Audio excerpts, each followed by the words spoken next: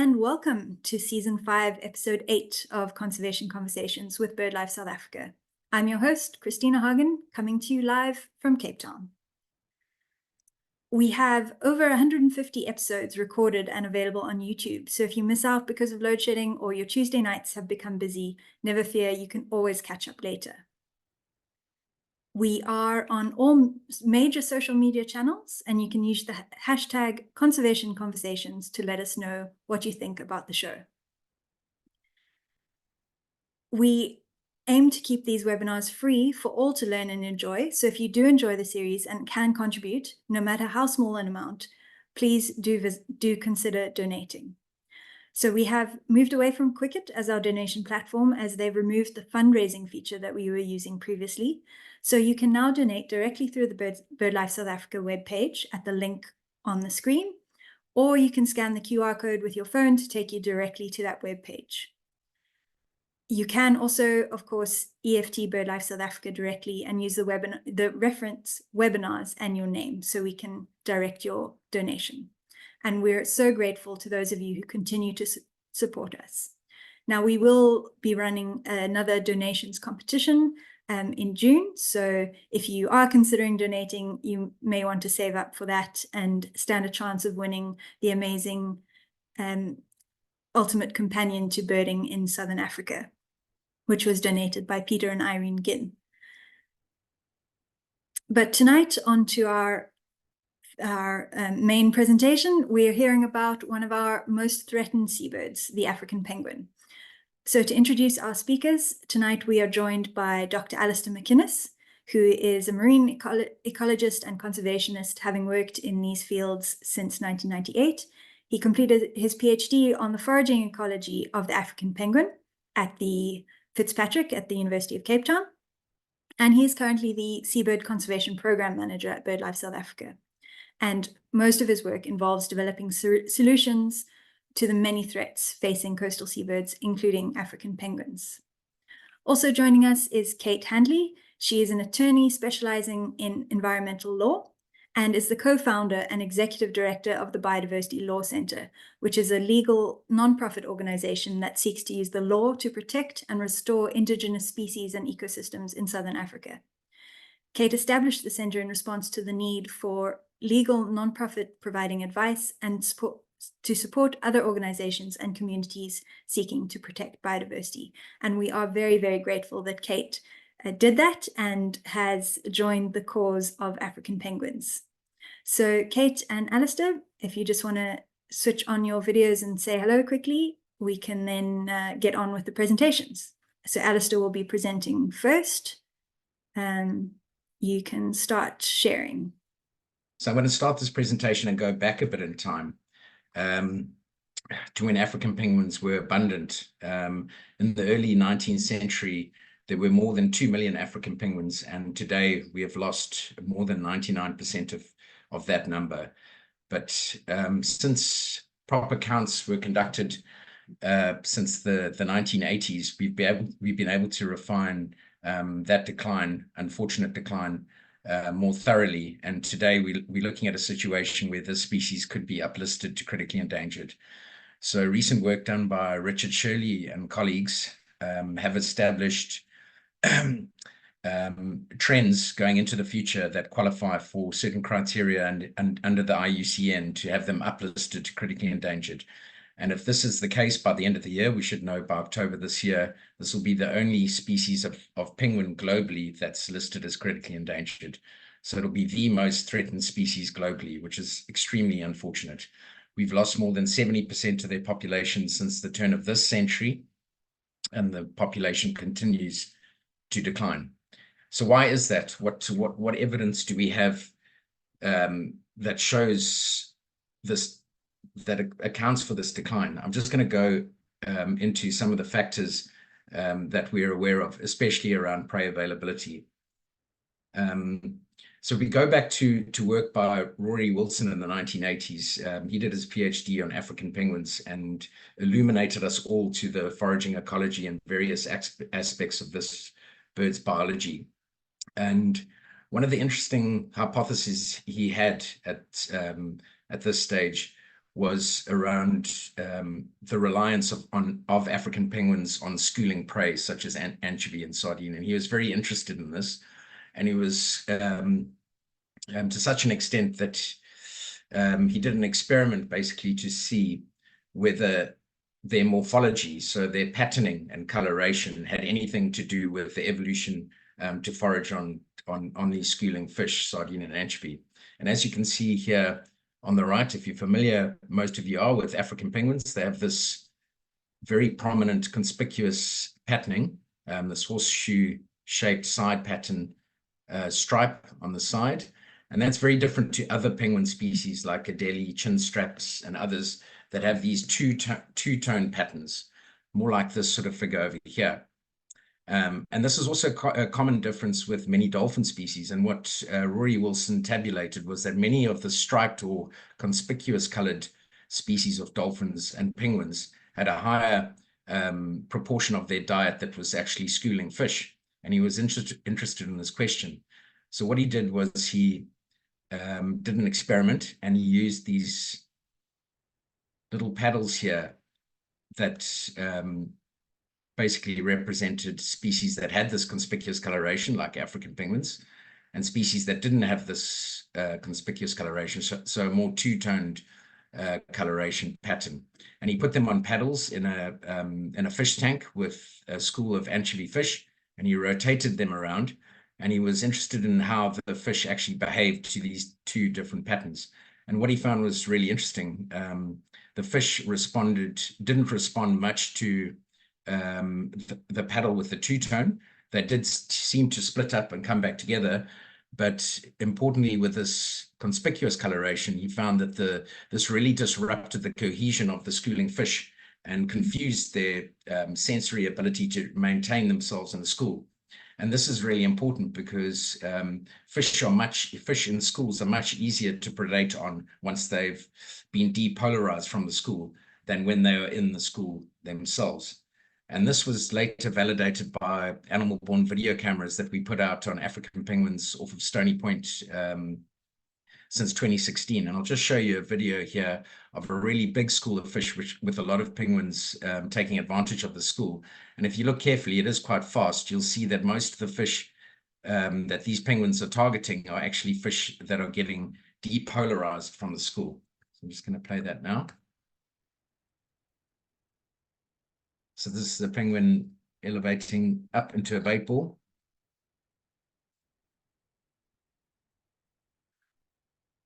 See, there's lots of penguins there disrupting the school and taking advantage of all the fish that become depolarized. So why is that important? I mean, if we look at the current situation the penguins are in, what significance does that have? Well, it has huge significance because African penguins especially are very specialized foragers. They've evolved to forage on this particular shoaling fish of anchovy and sardine. And if this fish isn't around, their populations respond. And this was shown by Rob Crawford and others in 2011 when he tabulated the acoustically monitored fish abundance of anchovy and sardine that's regularly surveyed around the coast of South Africa every year, and looked at the correlation between that and the number of African penguin pairs, both on the west and the east coast. And he found this strong concordance between both of them. And there's no other variable that can explain the trajectory of the African penguin population when you look at it. So clearly their population reacts directly to the abundance of this fish. And that is obviously very concerning. Further to that, there's been other studies that have looked at, for instance, adult mortality of African penguins in relation to the biomass of sardine, for instance. And Will Robinson and co-authors found that African penguin adult mortality responds very negatively when the overall biomass is less than 25% of the long-term average.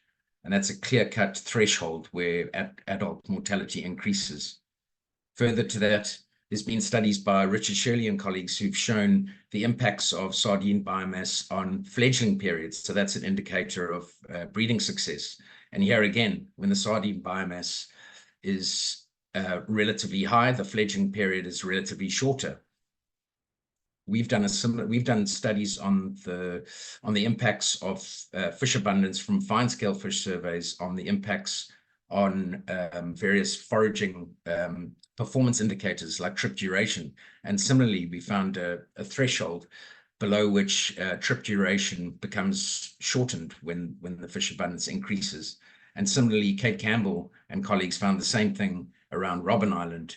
The maximum distance that these birds travel is influenced by the local fish biomass as well. So there's lots of evidence to support the impacts of sardine and anchovy prey availability on both their survival, their long-term population, breeding success, and their foraging performance.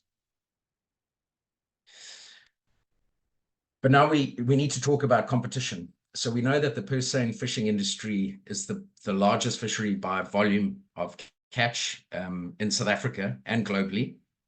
And if we look just to our neighbors in the northern Benguela in Namibia, this gives us a prime example of what can happen in these upwelling systems where small pelagic fish such as sardine and anchovy dominate these systems and drive the whole ecosystem in terms of providing nutrients for top predators. If you look at the situation in Namibia with this graph on the left top, you'll see that unregulated fishing in the 1960s and 1970s led to the collapse of that fishery. And subsequent to that, that was followed by the collapse of African penguins and Cape gannets, both of which specialize on this forage fish in that region. And these fish stocks in Namibia were depleted to such an extent that there was a complete regime shift with domination of jellyfish following the absence of sardine and anchovy in those mid-trophic levels. So extremely worrying. And those stocks have yet to recover. But this problem isn't limited to the Benguela, South Africa, Namibia.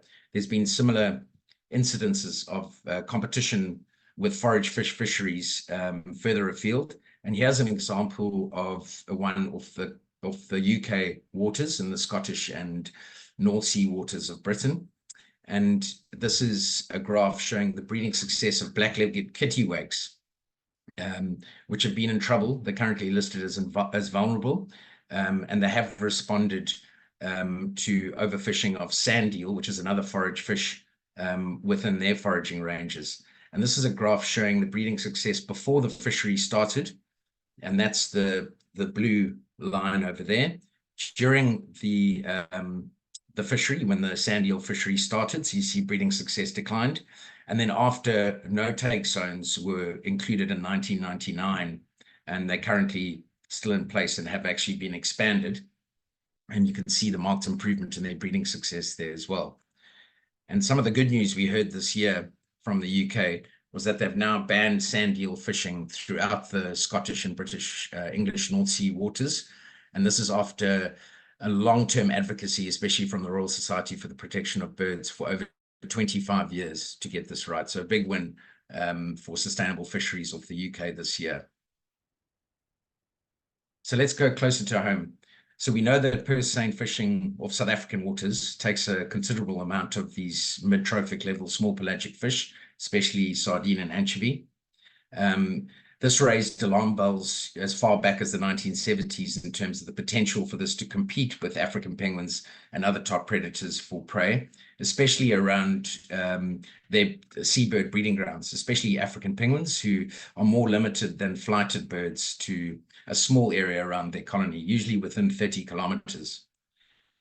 So before there was extensive tracking data and known distributions of our African penguins around these colonies, the Department of Environment in those days instituted an island closure experiment in 4 colonies in South Africa, 2 on the West Coast and 2 in Algoa Bay.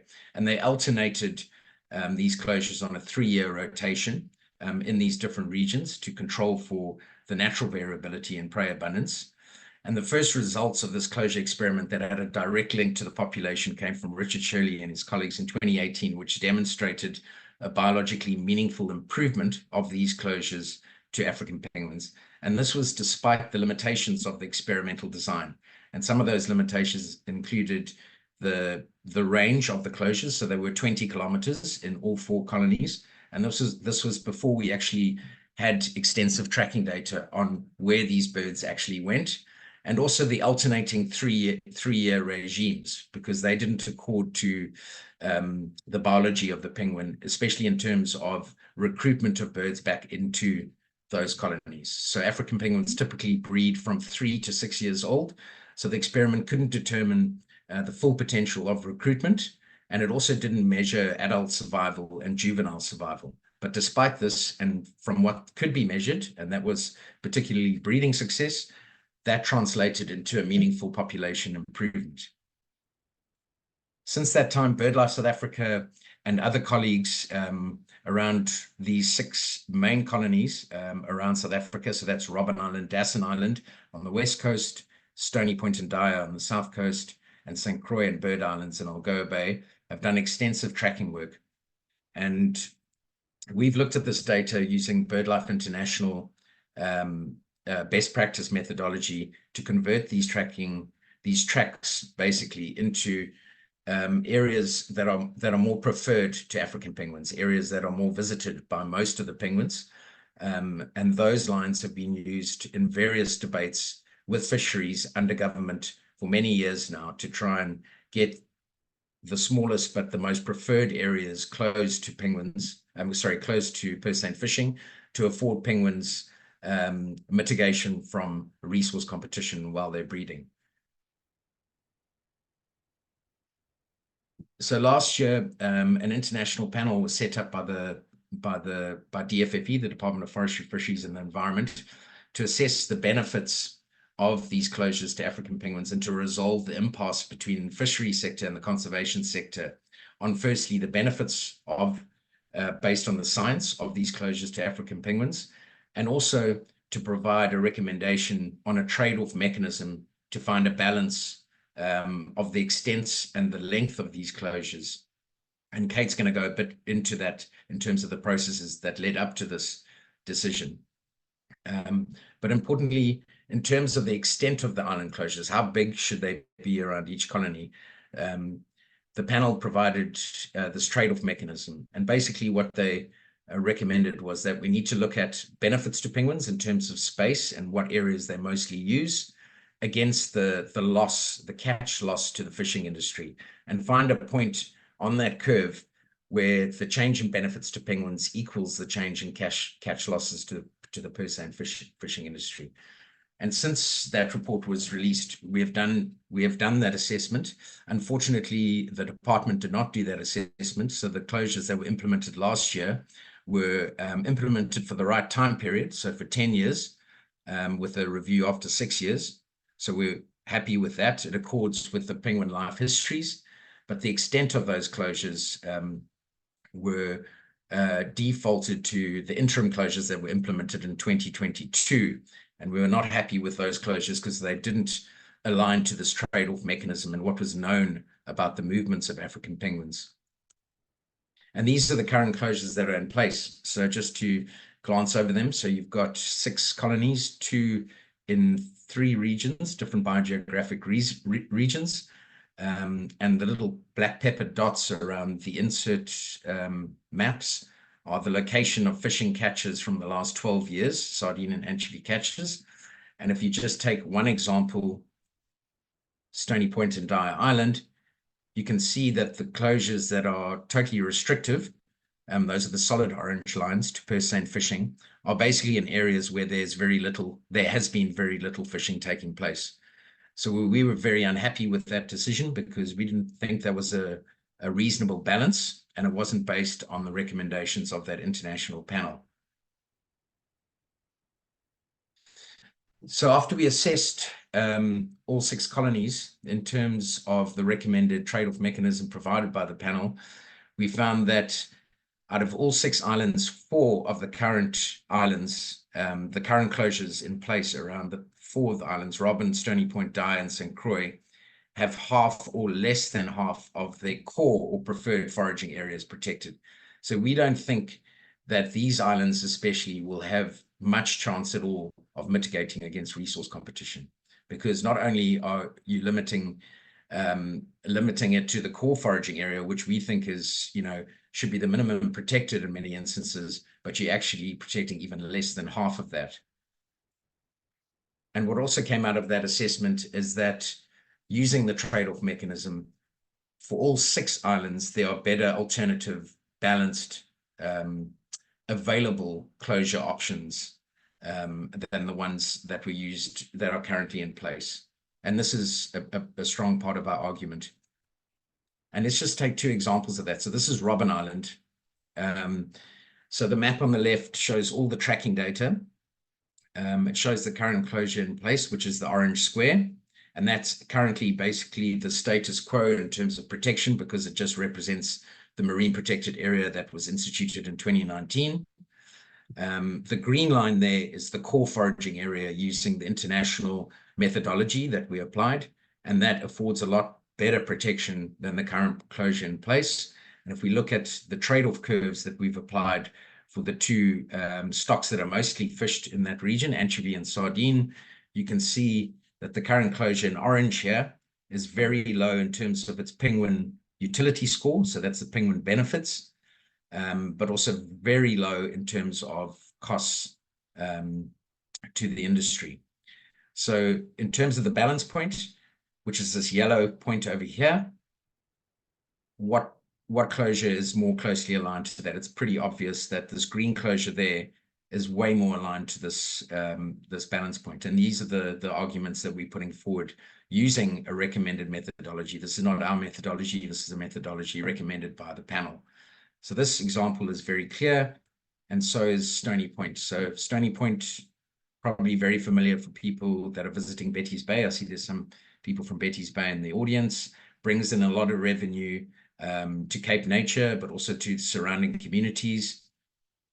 The current closure in place there is this orange square over here. This is the marine protected area that was instituted quite some time back. Here again, with the trade-off curve for anchovy and sardine, the current closure has very low penguin value and, in fact, 0 cost to industry. And just for a slight elevation in perceived cost to industry, we get a much better improvement in terms of balance, instituting this green line over here. So these are very obvious improvements that we are challenging the minister on. And Kate now is going to talk a bit more about the litigation process. But before that, I just want to acknowledge especially the Charles van der Merwe Trust, who has been supporting our work around island closures for many years, and then all the scientists and collaborators that have helped with this project over the years as well. Thank you.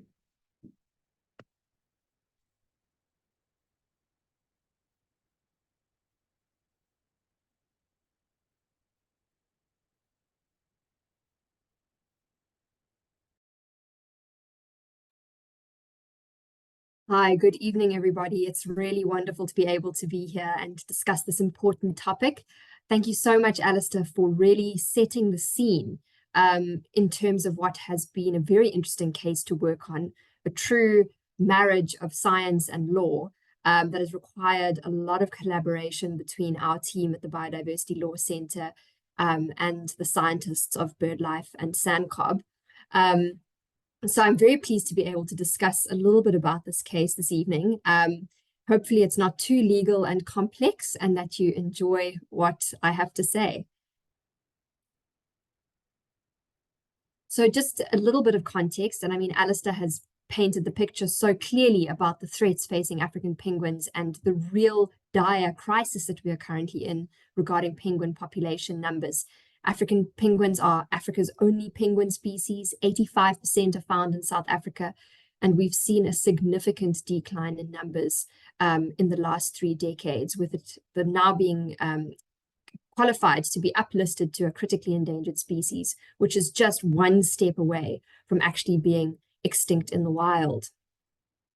So as Alistair has been discussing, one of the biggest threats recognized is competition with purse-seine pelagic fisheries, which reduces prey availability, and that's sardine and anchovy around the 6 key island breeding colonies.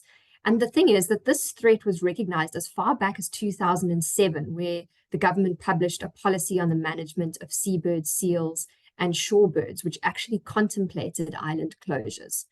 So between 2008 and 2020, an island closure experiment was conducted where 4 islands were closed and opened for 3 years alternating, in order to see whether there was a benefit that accrued to penguin populations as a result of limitation of fishing activity.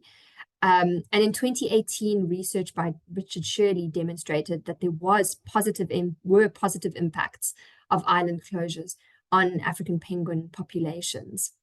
So in 2019, the conservation sector group, which comprised BirdLife South Africa, SANCOB, WWF, EWT, and Nelson Mandela University, wrote to the Minister of Forestry, Fisheries and the Environment, requesting her to actually implement adequate closures around these key island breeding colonies in order to protect African penguins.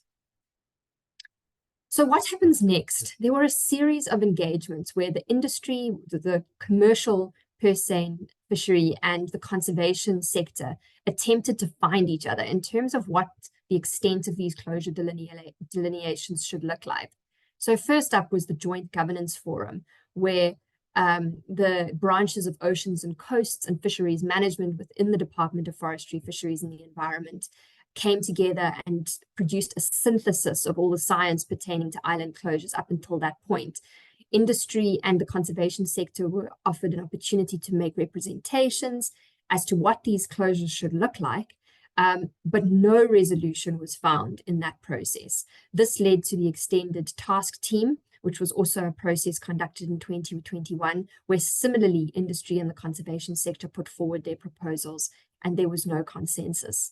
The extended task team was initiated under the Department Oceans and Coasts, and because there was no resolution, another round of scientific debate was engaged in through what was called the Consultative Advisory Forum, and that was done under the auspices of Fisheries Management and DFFE in 2022.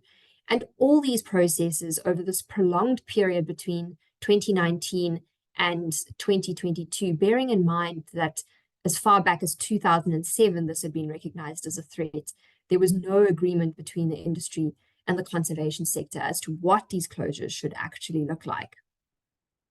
So what happened next is that the minister appointed a panel of international experts to effectively review the island closure experiment results. While the panel was busy with their assessment, she imposed these so-called temporary interim closures around the 6 key islands. And that was the graph that Alistair, or the table that Alistair showed towards the end of his presentation, which demonstrated that these interim closures are wholly inadequate. They don't actually represent the core foraging areas of the penguins, and they have no meaningful benefit to the species. So they're biologically meaningless. And largely informed by industry proposals in terms of the previous processes conducted by DFFE. So the panel conducted its assessment during 2023 and concluded that island closures actually are an effective and necessary conservation measure, that they should be closed year-round for at least 10 years. And most importantly, they recommended this trade-off mechanism in terms of which the costs to industry could be balanced with benefits to penguins for the most optimal outcome. So the next step was for the minister to actually make a decision in relation to these recommendations of the panel. And she did. She decided that islands should be closed for 10 years, subject to review after 6 years, that they should be year-round. But critically, the minister failed to follow the trade-off mechanism that the panel recommended, and instead continued the interim closures, unless, as the decision went, the conservation sector and the industry could agree on a compromise. And we knew from multiple years of engagement and multiple different interventions that there was simply no way that the conservation sector and industry were going to find each other on this particular point. So this is just a map that we included in our founding papers. Alistair's already highlighted particularly in relation to Stony Point and Robben Island, how the interim closures, which are the little orange lines, really don't include much of the penguin core foraging area, which you can see with the black dots. And it's really the black lines, which are the lines that would apply if the trade-off mechanism is applied to island closures. So after the 4th of August, there were multiple attempts by the conservation sector to mitigate the minister's decision. Firstly, the conservation sector tried to engage with industry, with the Eastern Cape Pelagic Association and Oceana in order to negotiate voluntary better closures, but this didn't come to anything. The conservation sector also sought to get information on the rights holders from the department because, you know, the decision said that they must negotiate with the small pelagic fishing industry, but the conservation sector didn't actually have at hand information as to who comprised that industry. But that request was not fulfilled. The department came back and said that a higher request was necessary, and that sort of led down a bit of a rabbit warren that didn't lead to anywhere. The conservation sector also conducted their own assessment, as Alistair mentioned, where they actually applied the trade-off mechanism to see what the optimal closures would be in terms of balancing benefits to penguins and costs to industry. So by December 2023, it became apparent that no agreement with industry would be possible.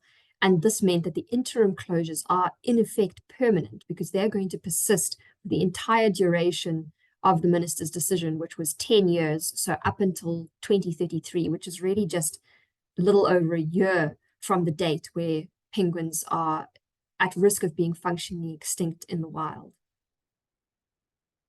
So it was not without serious consideration that both BirdLife and SANCOB decided that the minister's decision needed to be challenged. And this is where the Biodiversity Law Centre became involved as the attorneys of record for BirdLife and SANCOB. And this litigation is quite unique because it's really the first litigation in South Africa to invoke the state's constitutional obligation to prevent a species going extinct. What it effectively does is it's a judicial review application that seeks to review and set aside the minister's 4 August 2023 decision. And we've been quite bold in the relief that we seek, actually asking the court to substitute its decision or the decision of the minister regarding the interim closures, and that closures be determined according to the recommended trade-off mechanism. Alternatively, that the decision be remitted to the minister with directions that she actually adhere to the panel's recommendations. So really, the litigation turns on this very narrow point of the application of the trade-off mechanism and the minister's failure to actually do so, such that beneficial closures to penguins would be implemented. So this is getting a little bit legal, and I hope that there are 1 or 2 lawyers in the audience, or at the very least that this is informative for our participants. But the grounds of review that we raise are principally that the minister's decision is irrational. And irrationality is established where a decision doesn't achieve the purpose that it's trying to achieve. And the purpose of the minister's decision was ultimately to put in place scientifically informed fishing closures, which strike this balance between protecting penguins and minimizing impact to industry. But the interim closures don't achieve this purpose. In fact, the minister's decision in this regard bears no relation to the panel's recommendations. Another point that the panel sought to achieve was to try and resolve this impasse, because for so many years, fishing industry and the conservation sector have been unable to reach an agreement regarding island closures. So another purpose of the panel was to resolve this impasse, and it hasn't done so. The minister effectively left it to the conservation sector and industry to still try and resolve the impasse by deciding on alternative closures. And that simply wasn't possible of achievement. So we argue that the decision was not rationally connected to its purpose, nor the information which served before the minister, and it failed to take relevant considerations into account. So this is real legalese in terms of the grounds of review that we've raised in the application. The second ground of review is that the decision is unlawful or otherwise unconstitutional. And this is because the Constitution contains an express provision that everyone has the right to have the environment protected for the benefit of present and future generations. And in terms of Section 7, that the state has to respect, protect, promote, and fulfill rights in the Bill of Rights. And we are arguing that in this instance, this constitutional obligation actually required the minister to impose fishing closures to limit purse-seine, sardine, and anchovy fishing activities that negatively impact the survival and well-being of the African penguin. We say that this is also so because the National Environmental Management Act and the Biodiversity Act create a statutory scheme in terms of which this obligation on the minister is created. And the fact that the minister didn't implement closures that are biologically meaningful for African penguins actually renders the decision unlawful or unconstitutional. So that is the real legalese of our case and the grounds on which we are relying for the litigation. So just in terms of where we're at, the application has been brought on an expedited basis, principally because we are facing a crisis and African penguins are threatened with extinction. So the papers were served on the respondents on the 20th of March. We have already received notices of intention to oppose by the two industry associations who have been cited. Although no relief is sought against them, they're cited simply because of their interest in the matter, as well as notices of intention to oppose from the Minister, the Deputy Director General of Oceans and Coasts, and of Fisheries. So last week we received what's called the Rule 53 Record of Decision, which is effectively all the documents that served before the Minister when she made her decision. And now BirdLife and SANCOB have an opportunity to supplement their founding papers. So that's the opportunity to introduce any new material or any new evidence based on what appears in the record. And that is due on the 10th of May. And after that, the state will be required, and SAPVIA and ECPA, to file their answering papers. We have a chance to reply, and then the hearing of the matter. So a question that I got asked at a presentation relatively recently was, why do we care if the African penguin goes extinct? And I think it's an important question, and one that I certainly hope we can engage with as South African society and as the public to just bring attention to this issue. So firstly, they're an indicator species. So the fact that African penguins are declining in such significant numbers is really indicative of the state of our marine ecosystems. And all South Africans should be particularly concerned about this fact. Penguins also benefit the ecosystem. They perform important functions in relation to nutrient cycling, transferring nutrients from terrestrial to the marine environment. They keep sardine and anchovy populations healthy by selecting smaller fish and those with poor body condition.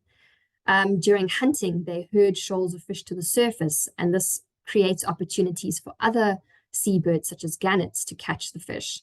And they themselves, when populations are healthy, are prey for sharks, orcas, and seals. So they perform an important function in terms of the trophic level.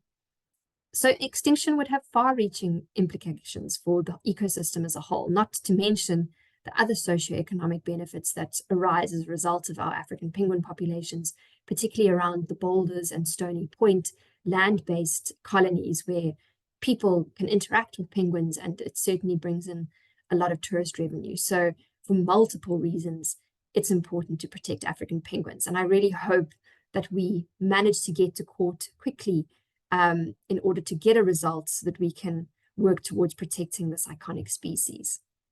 Thanks very much. Great. Thanks so much, Kate, and thanks, Alistair. That was two really, really good presentations, and I think really explained the problem and what we're trying to do to resolve it. So we have a few questions coming in the chat, in the Q&A box. So please, if anyone else has questions, please put them in the Q&A box rather than in the chat feed, as it's easier to keep track of them. And before we move on to answering some of those questions, I just want to remind people who may need to leave early before we get to all the questions that we'll be back in 2 weeks' time with another webinar. And this time it'll be given by Matt Zylstra, who is going to be speaking about why life is better with birds and how birding benefits us and the planet. So please do tune in for that.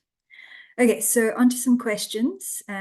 Kate and Alistair, you're welcome to switch on your videos so that we can all see you.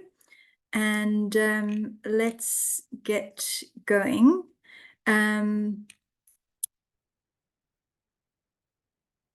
Firstly, just a very quick question to get out the way from Shashi. I think either Kate or Alistair could answer this, but let's give it to Kate. The International Expert Report, is this available to relevant stakeholders? Yes, it's actually, Shashi, on the DFFE website. So if you just Google International Panel Report on Penguins, you should find it. But I see someone has put my email in the chat, so you're welcome to also email me for a copy, but it is publicly available. Yeah, thanks for that. So the next question we'll go to is from Rob Simmons, and I think this goes to Alistair. So Rob says, 2 of the breeding islands were granted protection close to that was recommended. Are you seeing any migration to or increased breeding success at those islands, presumably because fishing for the penguins is better there? Is there any information on that?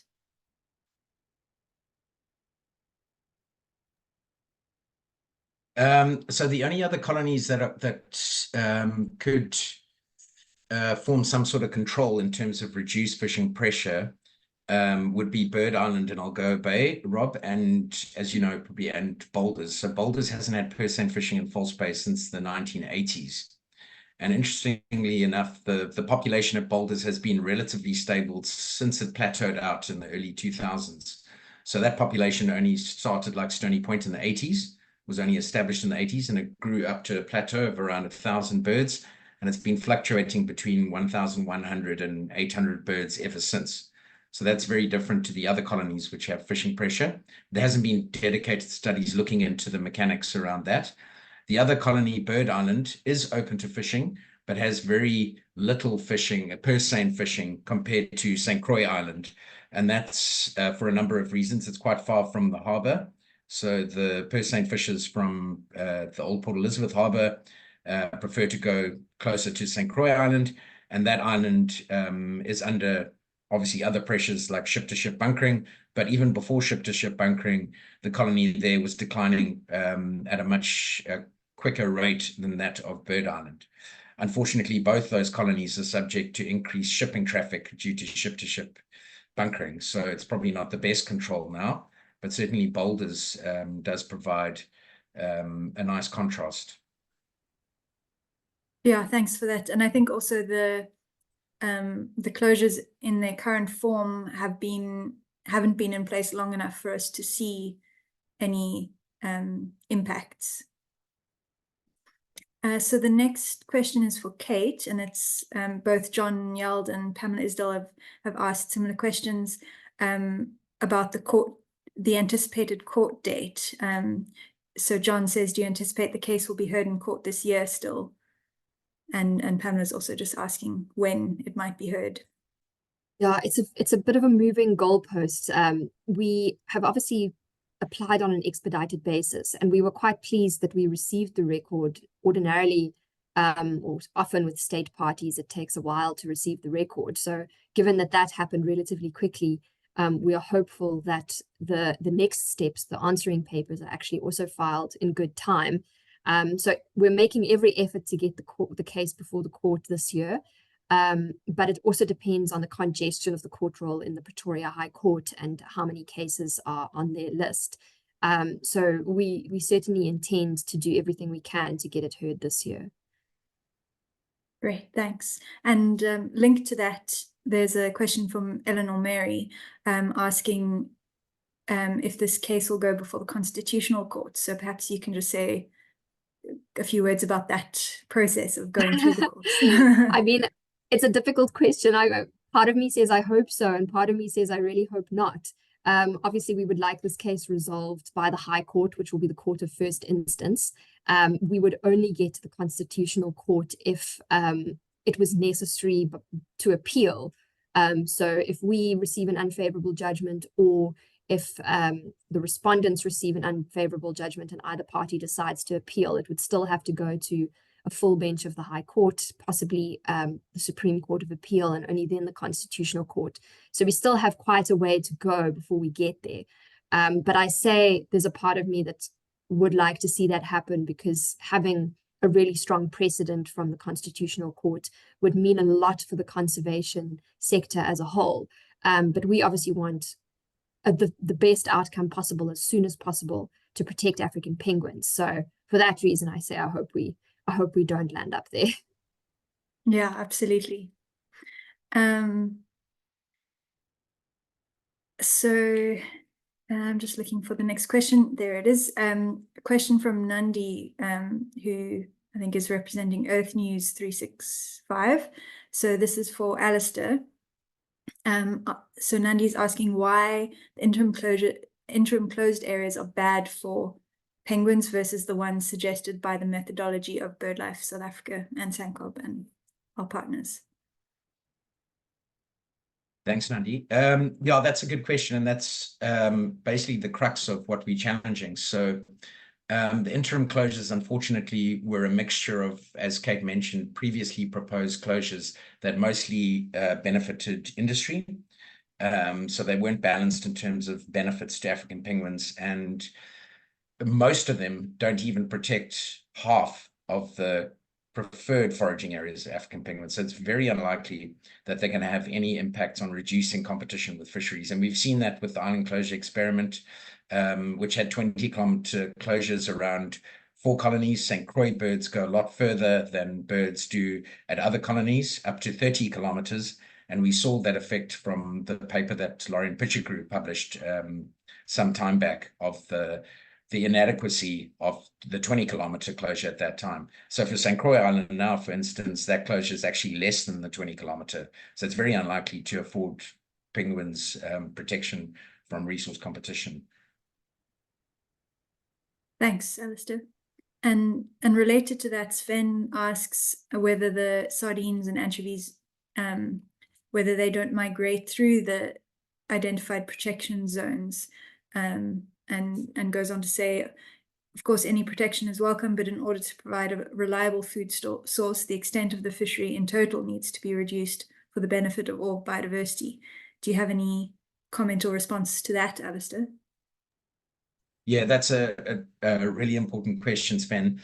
And the intervention in terms of island closures, there's a lot of science to support island closures and the benefits for African penguins. It's not the silver bullet, but it's a very important intervention that has credible links to population recovery. But we also acknowledge that the broader fishery needs to be managed in a sustainable way according to an ecosystem approach to fisheries, where it's not just focused on the target species that's fished, but the broader ecosystem, including predators like African penguins.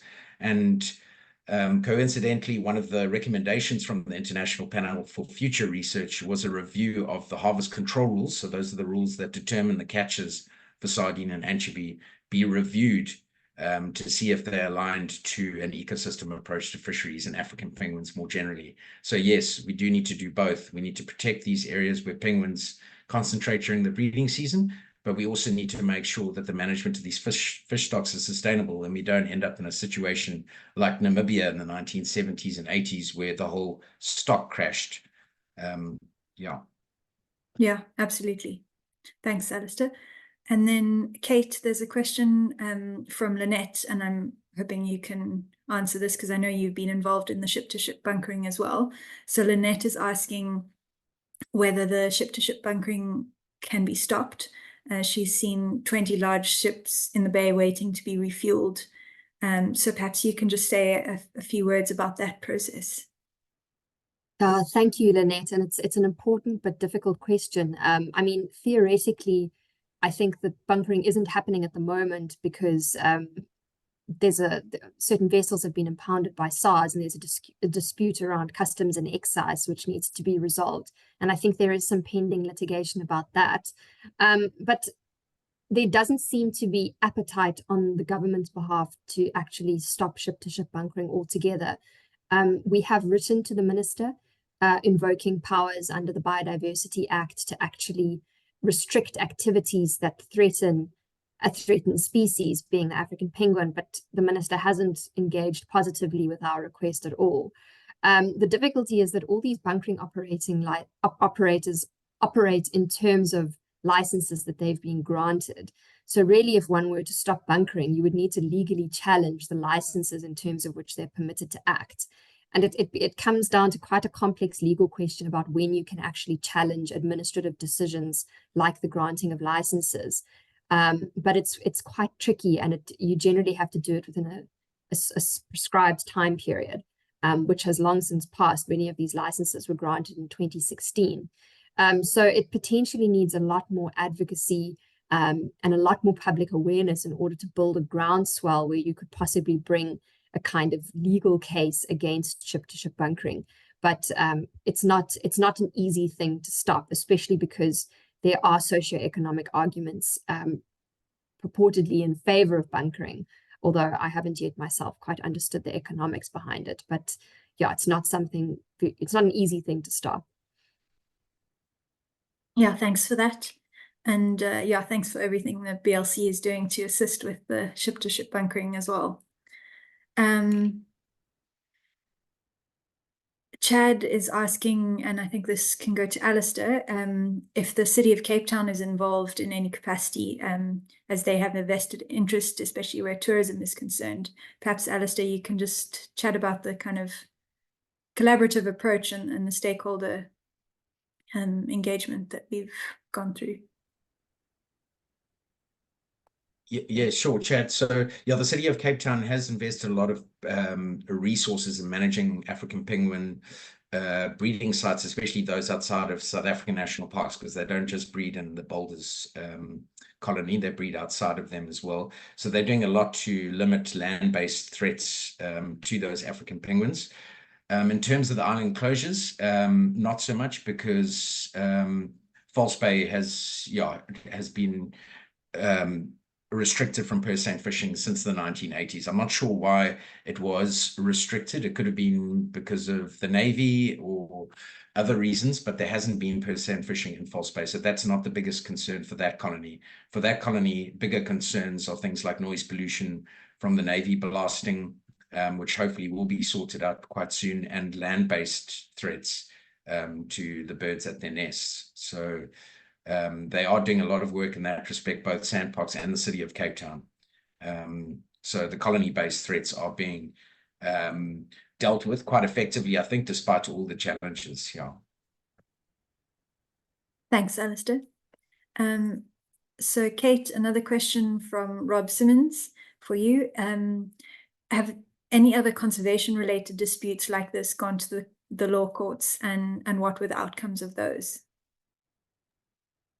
Yeah, thanks, Rob. So there have been a number of conservation-related cases, and I mean, they've related principally to permit applications for dealing in threatened and protected species. As well, I mean, we have a very important constitutional court judgment which looks at the poor treatment of camels, and the judge in the constitutional court in that case actually made some really useful and informative findings around animal sentience and the need to sort of protect animals. But this is the first case that's actually linking the constitutional duty to ensure that a species is protected to obligations to prevent a species going extinct.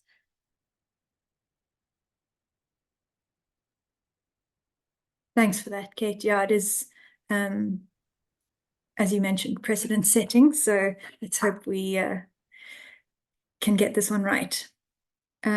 So Alistair, there are two questions relating to avian flu that I'm going to put your way.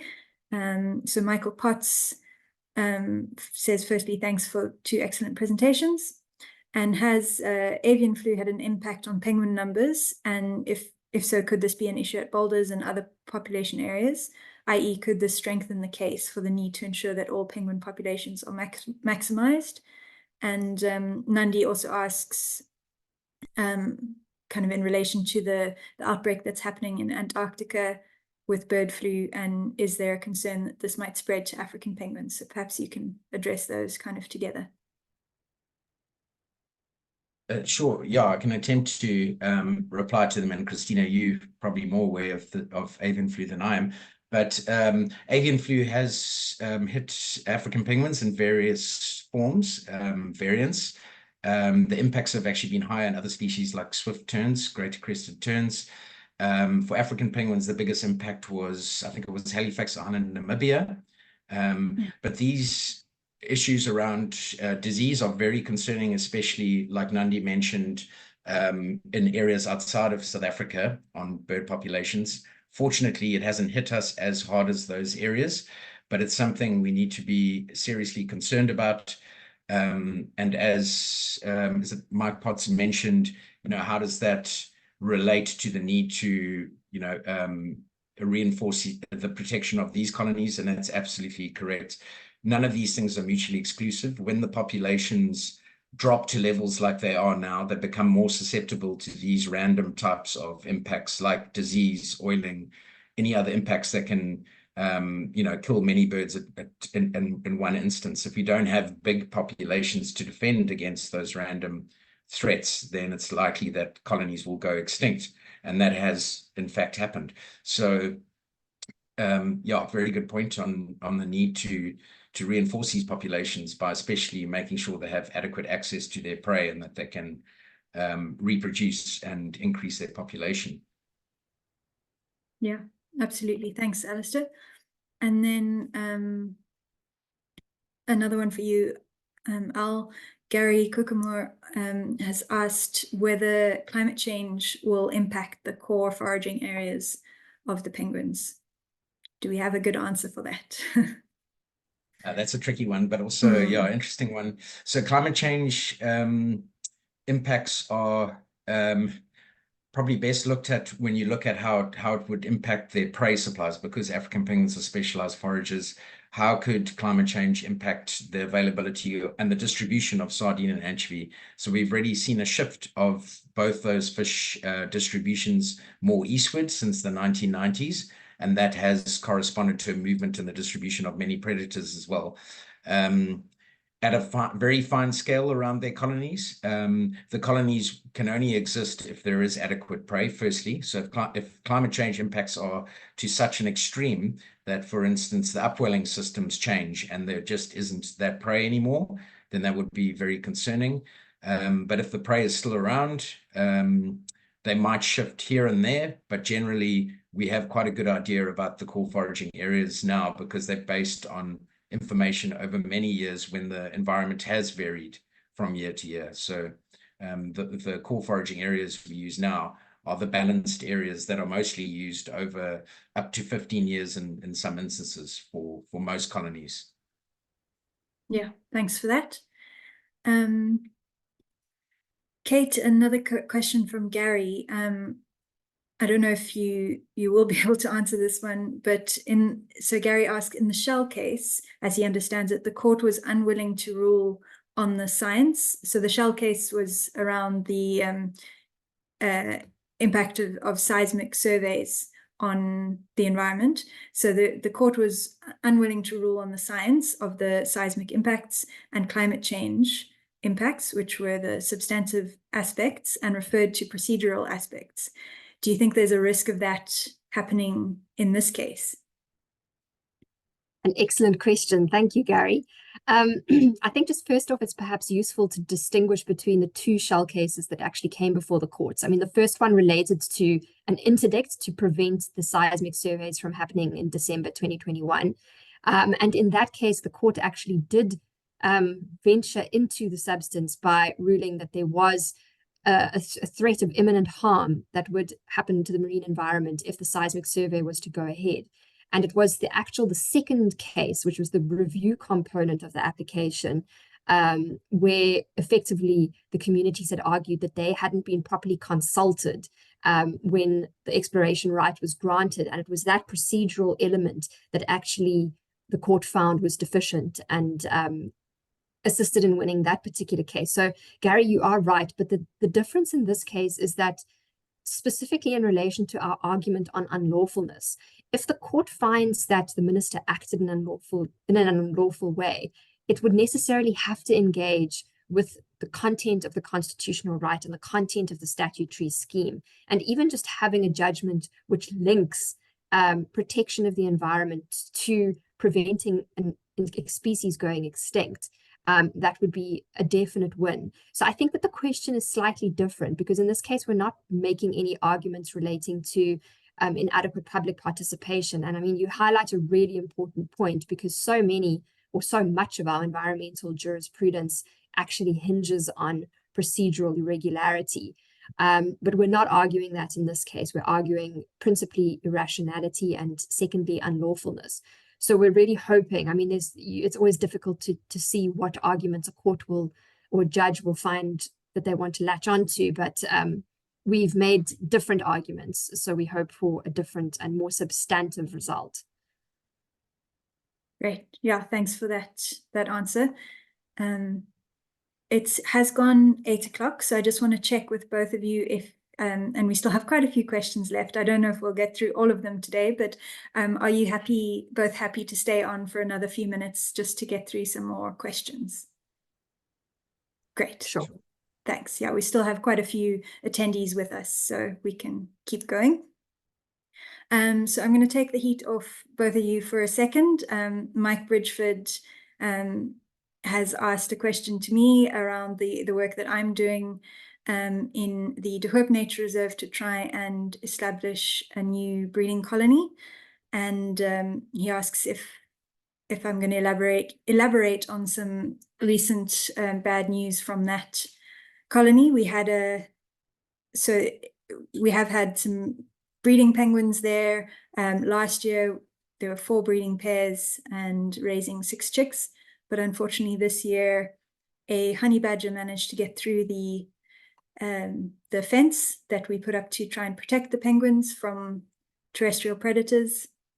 And unfortunately, it killed 11 of the penguins that we have there. And yeah, absolutely heartbroken about that. And yeah, I don't know, Mike, specifically what you wanted to know, but yes, this has happened, unfortunately, and we are working. I have already, immediately after this happened, put in place some additional measures to try and secure the fence better against honey badger as much as we can.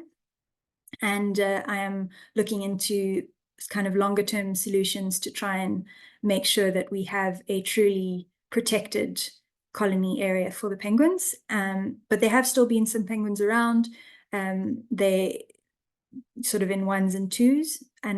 But I am quite hopeful that as soon as we get the speaker playing the penguin calls going again, we've stopped it for now, that we will have some more penguin visitors. And we have, of course, also all the hand-reared birds that we released at the colony that will hopefully come back to breed in a few years' time when they are ready, and when we have then made the colony safe for them, or safer than it obviously was.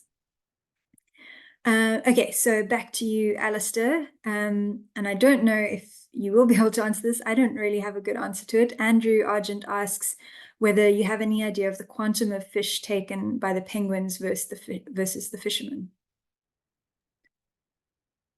Thanks, Andrew. Yeah, we actually did. It's funny you asked that question because we were thinking about it the other day, and we have a very rough idea, to be honest. We need to quantify it, but I'll give you one example. We did a sort of back of the envelope calculation. So we have video camera footage of a penguin we only have one instance of it for almost a full foraging day, where the African penguin took about 220 anchovies in one day. And this was from 9 in the morning until it returned to the colony. So we still missed an hour and a bit of its foraging day. But we just sort of boiled that down to 200 fish a day of anchovy size, average, I don't know, about 10 centimeters, very back of envelope calculations, and tabulated that up in terms of how much mass of anchovy a breeding chick provisioning African penguin would need.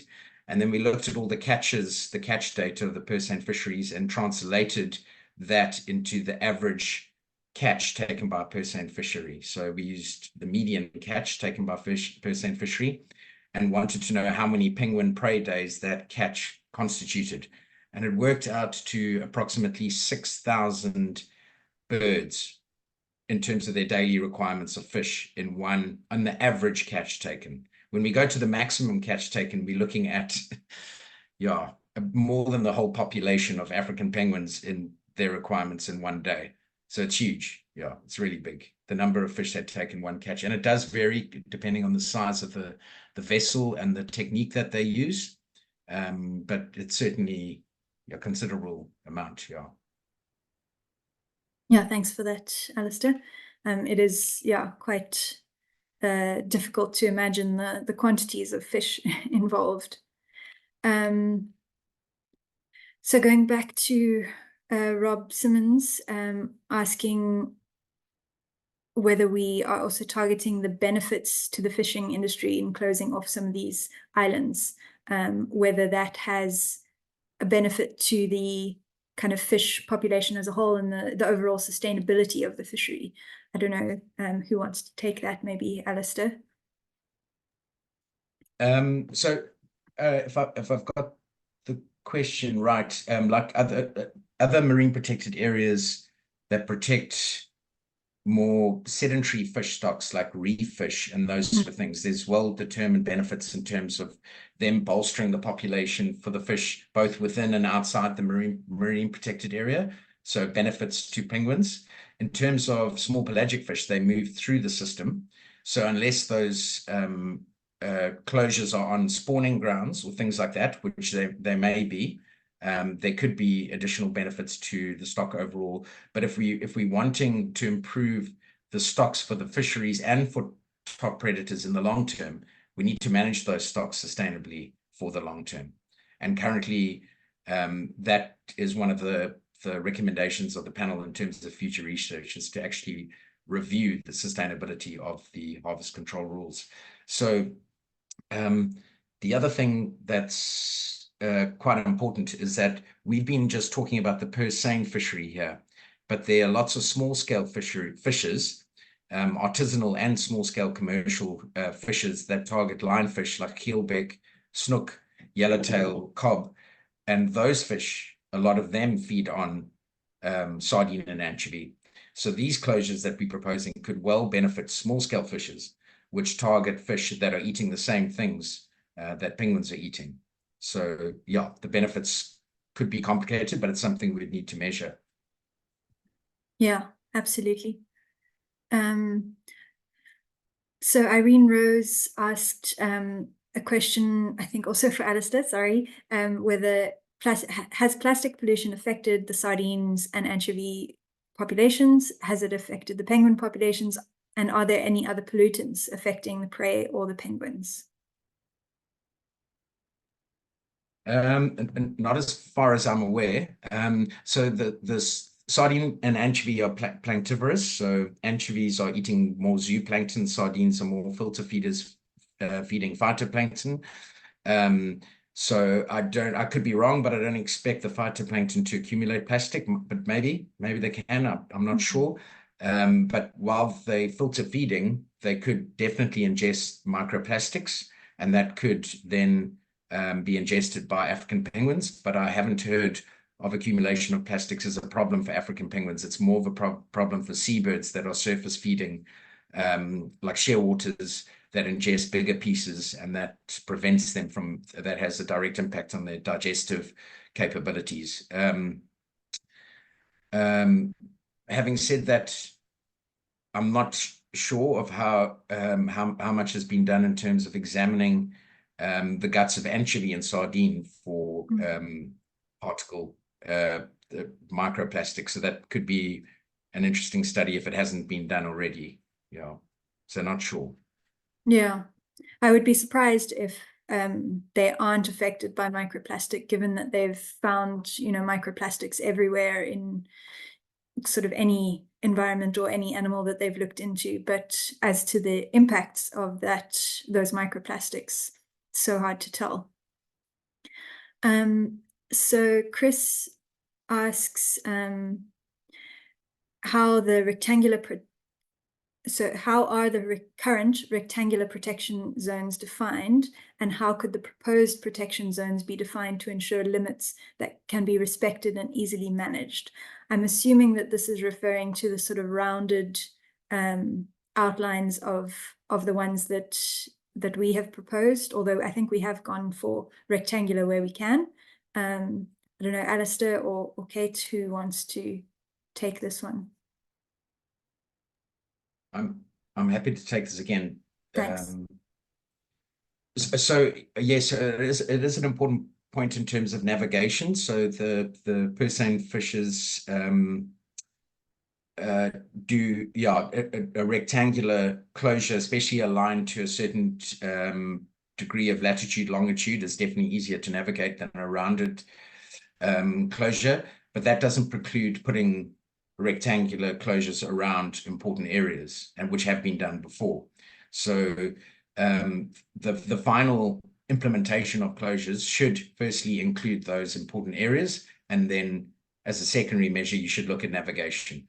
But the enforcement of preventing purse-seine fishing going within those closures can be enforced by their vessel monitoring systems, which is a prerequisite for purse-seine fishers, but also remotely through Global Fishing Watch.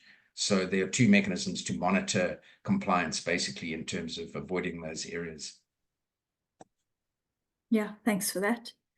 I'm just looking at the time and the attendees, so I think we'll do another couple of questions. Silvio asks whether penguins get caught up in the nets of the fishermen. So Alistair, maybe you can take this again, sorry. Yeah, I haven't personally heard of penguins being caught up in the purse-seine nets. And the reason for that may be because a lot of the fishing is done in the evening. So penguins are visual foragers, so they don't forage during the night. But there is some purse-seine catching during the day, but I've never heard of that. Maybe Christina, you can correct me if I'm wrong. The nets that we do worry about are gill nets. So these are set obviously during the day and night. They set, and there have been incidences of penguins getting caught up in gill nets, and that's a problem for penguins globally. Not just African penguins. Yeah, as far as I understand, it seems like penguins try to avoid fishing vessel or any kind of vessels, so it's unlikely for them to be caught, during active fishing. But as you say, the gill nets, which are left to float, are a potential issue.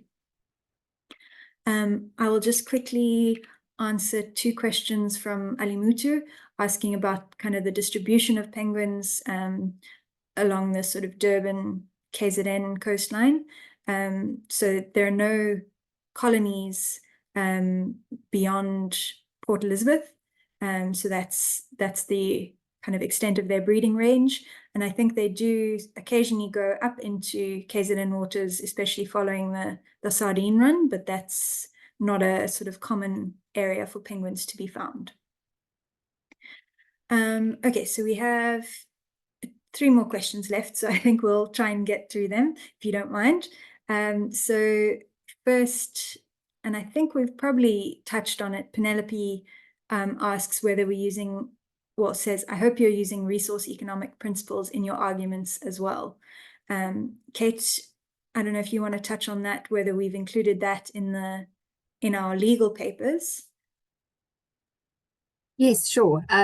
So we haven't. We did think about it, and of course, it ties into what Alistair was saying about the benefits, or the broader benefits, of actually limiting the purse-seine fishing around these colonies, and how that might influence or affect other sectors, other fisheries. But the reason we didn't include it in these papers is because we really focused on a very crisp question and a very narrow question, which is around the extent of the island closures.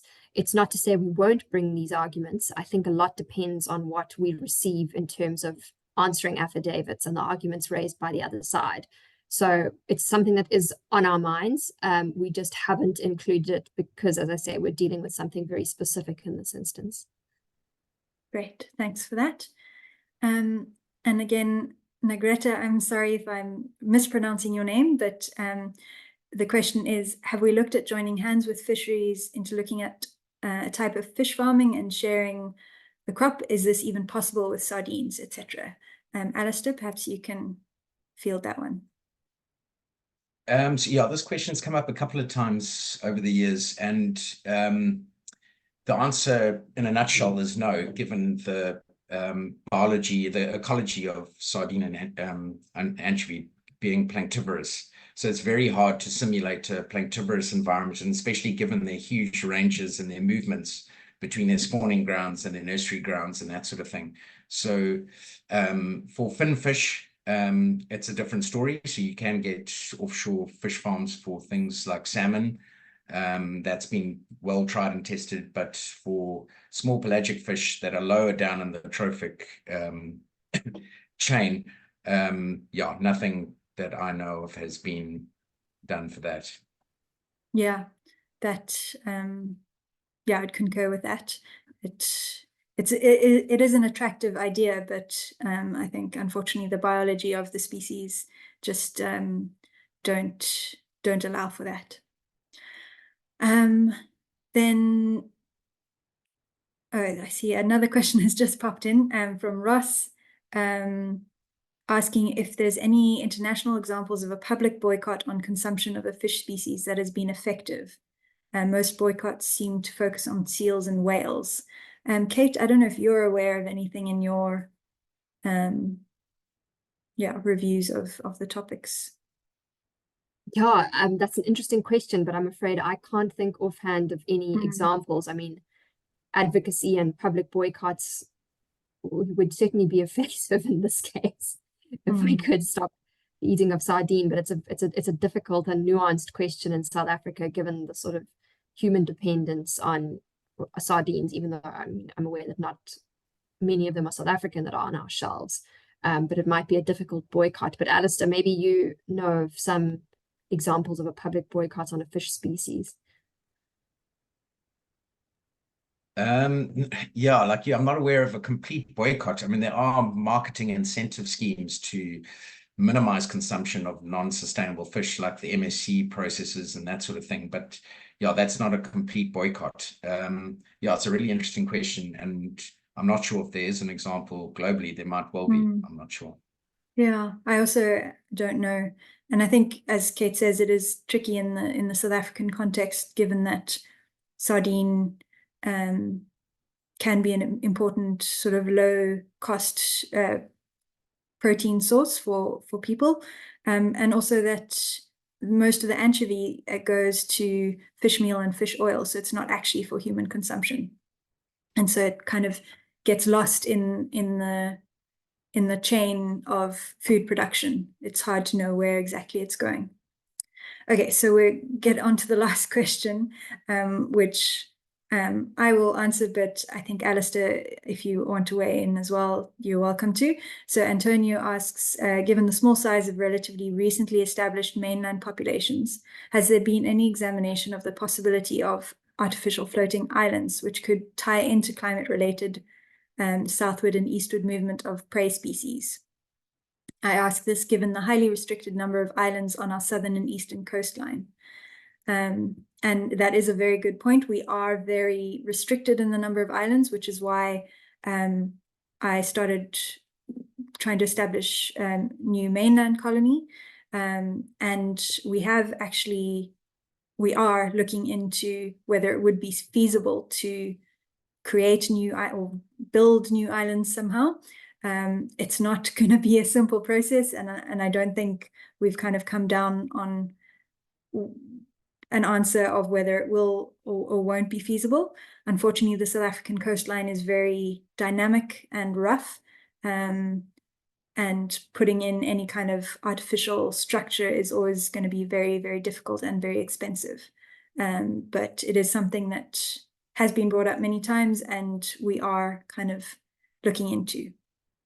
Alistair, I don't know if you want to add anything to that. No, I think you've covered that, Christina. Great, and then I think, so that takes us to the end of the questions. Thanks very much to you, Alistair and Kate, for going through quite a marathon question and answer session, but you gave some really good answers, and there were some really insightful questions there. So thank you to all the viewers who asked the questions. And yeah, it just leaves me to thank Alistair and Kate for two very, very informative and excellent presentations. So thank you very much, and thanks for giving up your evening. I don't know if either of you have any last words. Otherwise, I will close off the webinar. Thanks, Christina. It was a pleasure to be here. Thanks, Christina, and thanks to all the viewers. Great, yeah. So then that's it from us for this week, and please do join us again in 2 weeks' time for another Conservation Conversations, and good night, everyone. Right.